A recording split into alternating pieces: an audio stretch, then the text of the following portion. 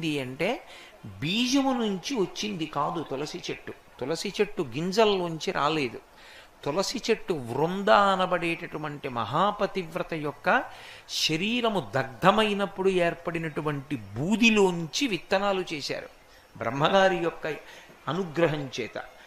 ఆ విత్తనములను చల్లితే అందులోంచి తులసి పుట్టింది. అందుకే అసలు తులసి కారణజన్మురాలు, లక్ష్మియే తులసిగా వచ్చింది. తులసికి ఒక్కదానికే ఒక లక్షణం ఉంది లోకంలో. తులసి సమస్త పాపములను హరిస్తుంది. ఎందుచేత హరిస్తుంది అంటే దాని గురించి పురాణంలో ఒక మాట ఉంది.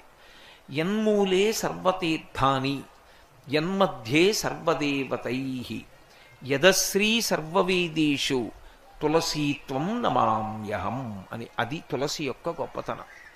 యన్మూలే సర్వతీర్థేషు, తీర్థములు అని ఉంటాయి లోకంలో. అసలు తీర్థయాత్ర